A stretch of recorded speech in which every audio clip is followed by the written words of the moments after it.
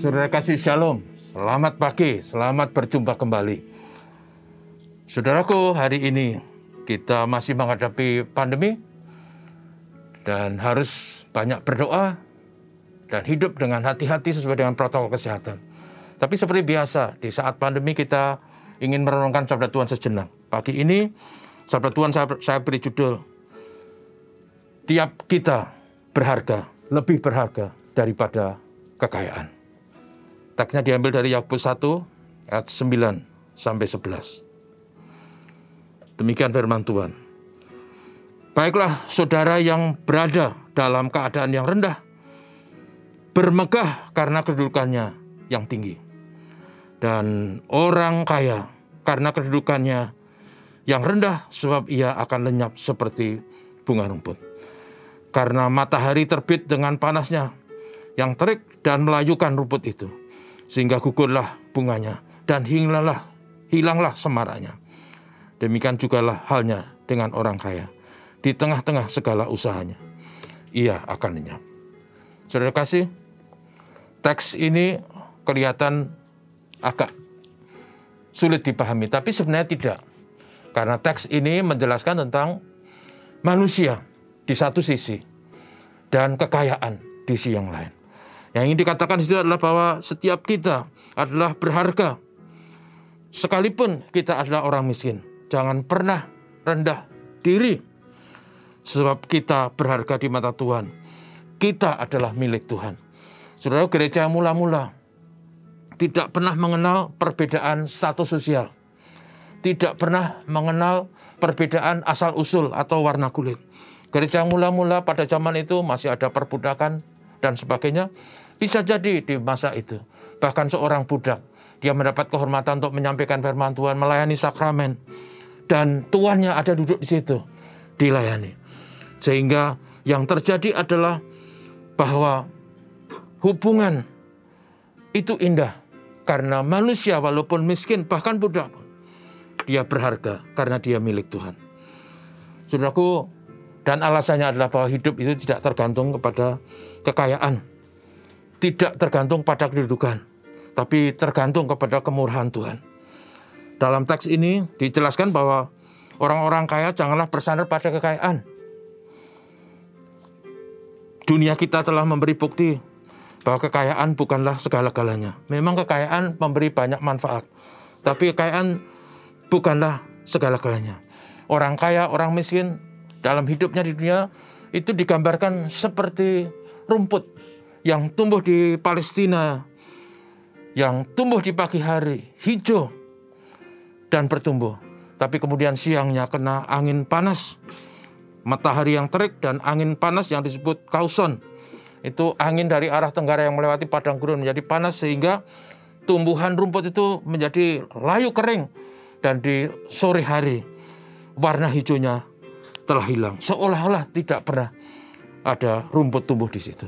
Dan itu gambaran dari kehidupan manusia, bahwa walaupun harta itu penting, walaupun harta itu berkat tersendiri, tapi harta bukanlah segalanya. Pernah satu kali saya perjalanan naik pesawat dan saya transit di Singapura dari Jakarta. Saya naik pesawat Jakarta Singapura dan bersama istri saya, dan saya dapat kursi nomor 4 dari belakang.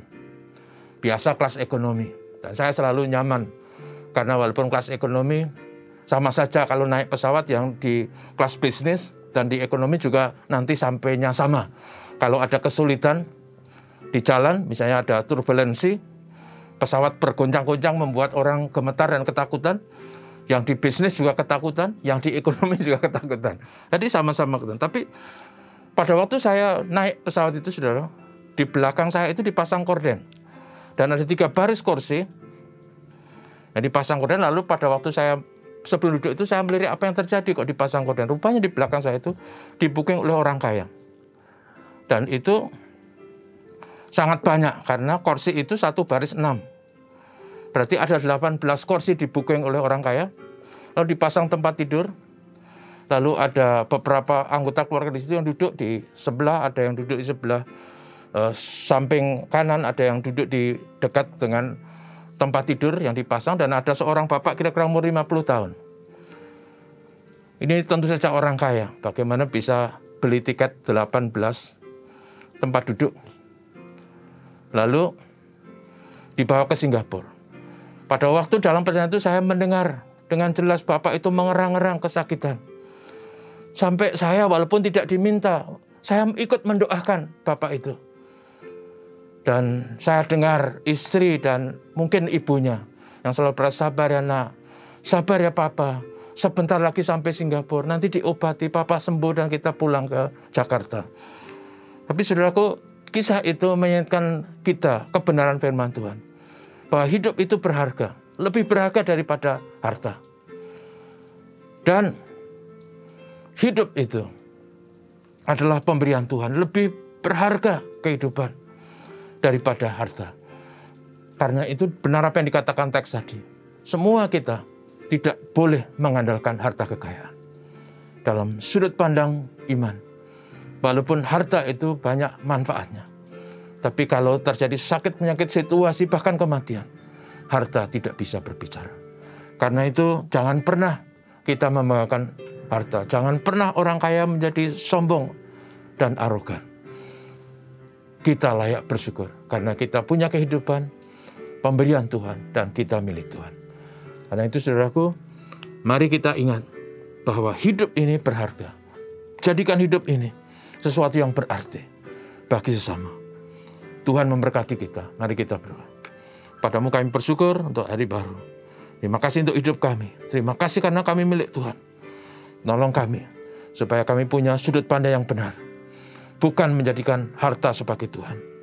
Bukan menjadikan kedudukan sebagai Tuhan. Tapi menempatkan Tuhan sebagai Tuhan dalam hati sebenarnya. Mempercayai Tuhan, mengikuti Tuhan. Itulah kerinduan kami. Tuhan berkati kami semua. Berkati gereja Tuhan.